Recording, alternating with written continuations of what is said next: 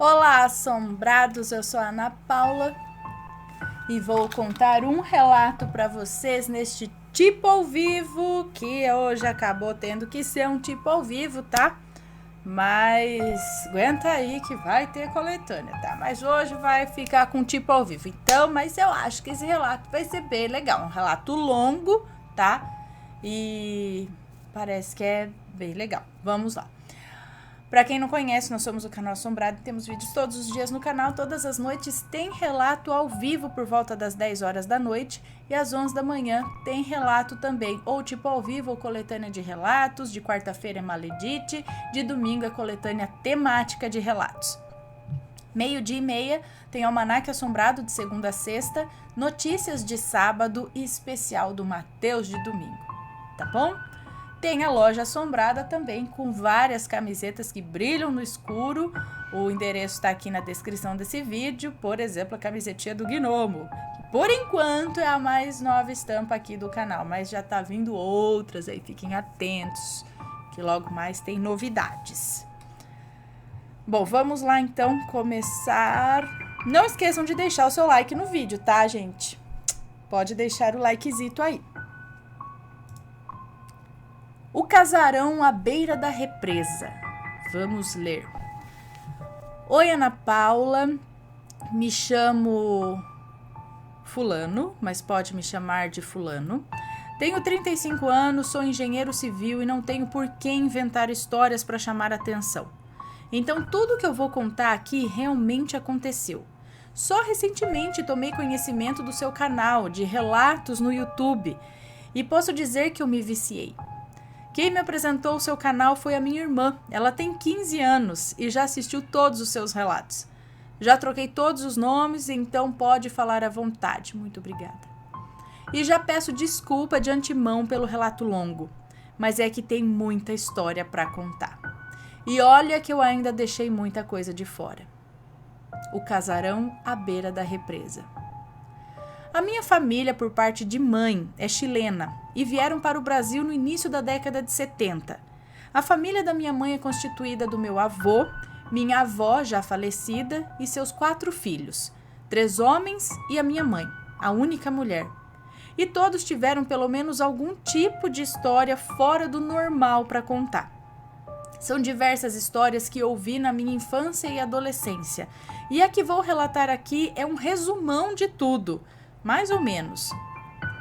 No final da década de 80, lá pelos anos de 1988 ou 89, o meu avô morava de aluguel, num bairro da cidade de São Bernardo do Campo, no ABC paulista, com a minha avó e os meus 3 tios. A minha mãe já era casada e morava em Santo André. E o meu avô, morando de aluguel, queria comprar uma casa própria, ter um lugar seu e tal. E acabou comprando de um vizinho da rua em que ele morava. Era uma chácara, entre aspas, à beira da represa Billings, no bairro do Riacho Grande. Ah, eu já fui pescar lá com meu pai, com a minha mãe. À beira da represa Billings, no bairro do Riacho Grande, também também em São Bernardo do Campo. A chácara tinha um casarão muito antigo. As paredes eram super grossas, a casa tinha 5 quartos, sala, cozinha, 2 banheiros, um sótão e um porão. O que eu mais me lembro daquela casa era que ela era sempre muito gelada, não importava se tivesse sol ou neblina. Aquele bairro, meio-dia cai a neblina e você não vê mais nada. Mas quando meu avô comprou aquela casa, foi uma alegria. Um quintal gramado imenso que eu e meu irmão adorávamos correr e brincar. A minha avó adorava receber gente, fazer festa, chamar os parentes e amigos para jantar. Ela adorava aquele casarão cheio de gente. E com tantos quartos e espaço, a gente quase sempre ia passar o final de semana lá com eles. A gente, eu e meu irmão, na época, os 2 únicos netos dela. Foi então que poucos meses depois que eles se mudaram, que as coisas começaram a acontecer. Coisas do tipo barulho de vozes discutindo que vinham de lugar nenhum. Sons de pancadas secas e fortes vinham do corredor que ligava a cozinha com a sala e outras coisas assim. Uma noite, depois de ter trabalhado o dia todo, o meu avô, que sempre foi muito cético e nunca acreditou, e até hoje não acredita, nunca acreditou muito nessas coisas do paranormal, ele estava tomando banho quando ouviu 3 pancadas fortes na parede do banheiro. Ele não ligou de primeiro, acreditando ser algum dos meus tios pregando uma peça nele. Aí ele, já quase terminando o banho, ouviu de novo 3 pancadas na parede do banheiro. Dessa vez mais forte, tipo tum, tum, tum. Aí ele bateu de volta na mesma parede da qual tinha vindo o barulho. 3 vezes também, tum, tum, tum. E o barulho respondeu, tum, tum, tum. Foi então que ele saiu correndo para olhar, para ver qual dos meus tios que estava zoando com ele. E quando abriu a porta não tinha ninguém. Tipo, não tem como, no espaço de tempo dele abrir a porta e olhar para fora, os meus tios terem saído correndo e se escondido em algum lugar. Ele teria visto eles correndo, fugindo, tentando se esconder, ou sei lá. Aí o meu avô terminou o banho e foi bravo, ralhar com os meus tios. Mas um estava deitado na cama do seu quarto, quase dormindo, o outro estava no telefone com a namorada e o terceiro nem estava em casa. Ele acredita até hoje que aquilo foi uma brincadeira dos meus tios, mas aquele caso das pancadas desencadeou uma brincadeira entre os meus tios, principalmente os 2 mais jovens. O meu tio Marcelo, que devia ter uns 16 ou 17 anos, e o meu tio Mauro, que deveria ter uns 22 ou 23 anos, para assustar eu e o meu irmão, que na época deveríamos ter, sei lá, uns 7, eu uns 7 ou 8 anos, o meu irmão entre 4 e 5 anos, eles falavam, vamos brincar com os fantasmas? E aí eles batiam nas paredes do corredor que ligava a cozinha com a sala. E sempre a parede respondia com o mesmo número de batidas. Se eles batiam 2 batidas, respondia 2. Se batiam 3, respondiam com 3 batidas. E isso podia ser qualquer hora do dia ou da noite. E é claro, eu e meu irmão nos cagávamos de medo e os meus tios se mijavam de rir. Porém, quando os meus tios faziam isso na frente de outras pessoas, tipo da minha mãe ou do meu pai ou alguma visita, o fantasma não respondia. Enfim, ninguém tinha muito medo dessas coisas, até porque não passavam de murmúrios e batidas nas paredes. Só que a minha avó, que era uma mulher alegre, feliz, sempre sorrindo, começou a ficar cada vez mais reclusa, mais quieta, mais deprimida. Mas ninguém sabia exatamente o porquê. E passado alguns poucos anos que os meus avós moravam naquela casa, ele perdeu o emprego.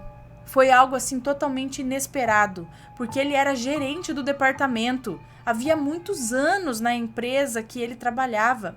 Ele era gerente do departamento havia muitos anos na empresa que ele trabalhava. Ele era bem conceituado, respeitado nessa empresa. E até hoje ele se questiona por que mandaram ele embora. E nessa mesma época, o meu pai, que também tinha um ótimo emprego na Ford, foi mandado embora. E uma fase muito ruim acometeu todo mundo da nossa família. E todos acabamos indo morar naquela casa. Meus pais, meu irmão e eu. Além disso, os meus 2 tios se casaram nesse meio tempo e eles também moravam nessa casa, com suas respectivas esposas. Então éramos meu avô, minha avó, meu tio solteiro, minha mãe, meu pai, meu irmão e eu. Meu tio Mauro e sua esposa Rita, grávida, e o meu outro tio Marcelo com a sua esposa Laura, também grávida, mas de poucos meses. Todo mundo morando na mesma casa. E a minha tia Rita odiava morar naquela casa. E não era pela quantidade de gente morando no mesmo lugar, não. Mas porque ela sempre tinha pesadelos horríveis, dizendo que uma mulher velha, muito pálida, com olheiras negras imensas, queria pegar o filho dela. Na época ela não sabia se o neném era menino ou menina, mas a mulher do sonho dizia que seu menino nunca iria nascer, pois ela o iria pegar para ela antes dele nascer. Credo. chegando a um ponto em que a minha tia Rita saiu daquela casa e foi morar na casa da mãe dela, porque ela tinha certeza de que tinha alguma coisa muito ruim, uma coisa muito errada naquela casa. E só para constar, realmente nasceu um menino, o que a minha tia só ficou sabendo na hora do parto. No quintal da casa tinha um gramado grande, onde costumávamos jogar futebol, brincar e tal. E ao fundo desse quintal tinha muitas árvores de frutas, amoreiras, bananeiras, abacateiros, árvores de mexerica, limoeiros, etc. Mas eu e meu irmão nunca íamos lá porque a gente sempre tinha uma sensação ruim no meio daquelas árvores. E também porque a minha mãe não gostava que a gente ficasse brincando lá. Logo depois que mudamos, meu irmão, que na época devia ter uns 7 ou 8 anos, ele mudou completamente de personalidade. Quase não falava e odiava ficar sozinho. Ele... Tá ardendo minha goela. O pé do nariz. Acho que eu falei demais. Bom, ele quase não falava e odiava ficar sozinho. Ele ficava sempre grudado em mim e quando eu me irritava com ele, me enchia dele grudado em mim, ele ia ficar com a minha mãe ou com a minha avó ou com algum tio, qualquer pessoa, mas ele nunca queria ficar sozinho. Outra coisa que acontecia era que ele sempre falava em fugir, que ele ia embora e nunca ninguém ia achar ele, que ele ia morar no mato e viver que nem um bicho. Minha mãe ficava muito brava quando ele falava esse tipo de coisa. Dizia que ela ia ficar muito triste se ele fugisse e ela visse o filho dela virar bicho. Mas o pior mesmo foi quando ele começou a falar com um tal de menino.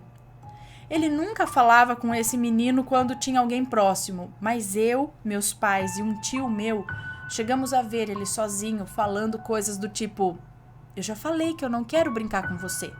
Ou então: mentiroso, a mulher disse que você não é meu amigo. E várias coisas desse tipo. E sempre que perguntavam com quem ele estava falando, ele se fechava, ficava mudo, empurrado, e depois de muita insistência e às vezes até broncas, ele falava que era com o menino. Chegaram até a passar ele numa psicóloga infantil para ver o que estava acontecendo com ele, mas ela disse que era apenas um amigo imaginário e que isso era normal entre crianças da idade dele. Porém, com os meses passando, ele começou a ficar terrivelmente doente, precisando até ser internado, e os médicos não sabiam dizer o que ele tinha. Era uma febre alta que não passava, e tudo que ele comia, ele vomitava. Nesse período, ele chegou a ficar mais de uma semana internado. Então, a minha tia Laura, não a que foi embora, mas a outra, que a essa altura já tinha tido bebê também, e morava nesse casarão com a gente, resolveu trazer a avó dela, que morava no interior de São Paulo e era benzedeira, para fazer uma oração na casa. Ela fez isso sem contar para minha avó, nem para minha mãe. Só quem sabia era o meu tio Marcelo, o esposo dela, e eu, pois ela cuidava de mim enquanto a minha mãe e a minha avó estavam no hospital com o meu irmão. Quando essa senhorinha chegou e ela colocou o primeiro pé dentro de casa, o corpo todo dela se arrepiou.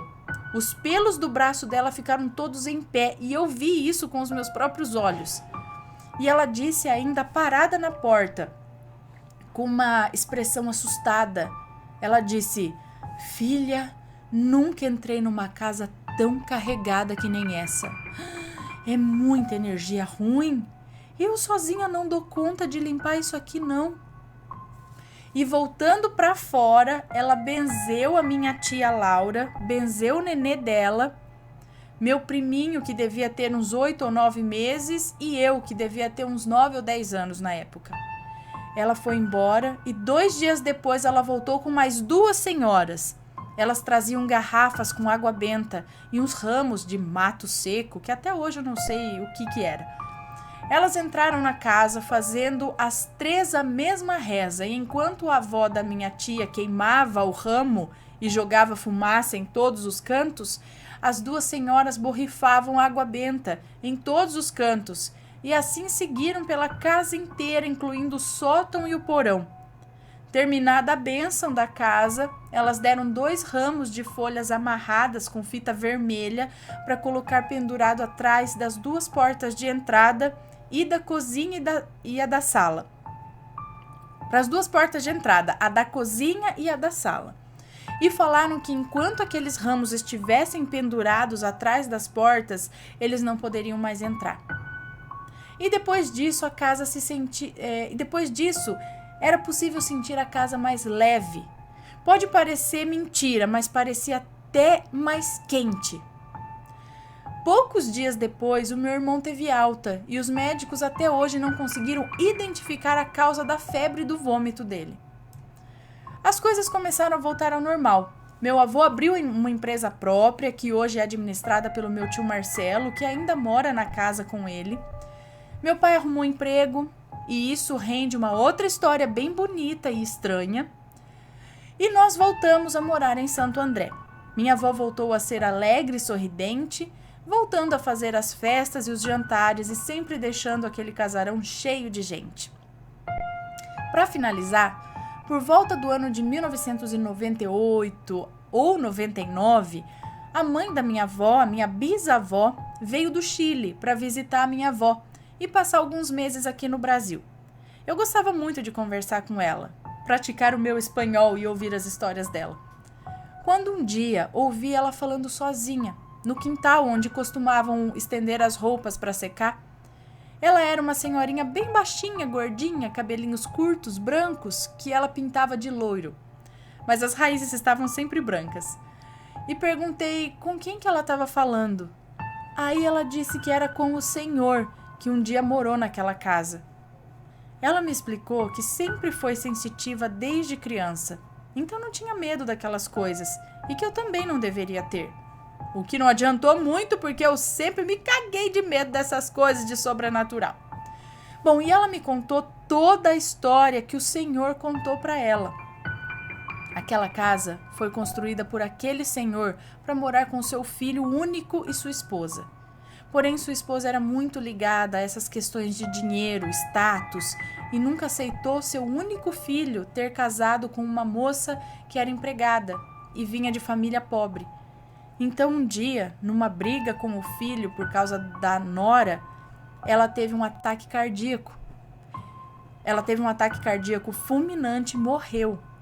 Porém, mesmo depois de morta, ela continuou a amaldiçoar a esposa do filho dela, fazendo a moça abortar 2 gestações e a terceira morreu a nora e a criança no parto. E o filho, não aguentando a tristeza, acabou tirando a própria vida no quintal da casa, onde tinham as árvores que eu e meu irmão não gostávamos de brincar. Depois disso, aquele senhor morou sozinho anos e anos na casa, até que morreu de velhice, sozinho, no corredor, onde ocorriam as pancadas. A minha bisavó disse que esse senhor vivia apaziguando a esposa e o filho que brigavam eternamente depois da morte dos 2. A nora vivia chorando pelos cantos a morte dos filhos e os 4 viviam ali, presos naquela casa.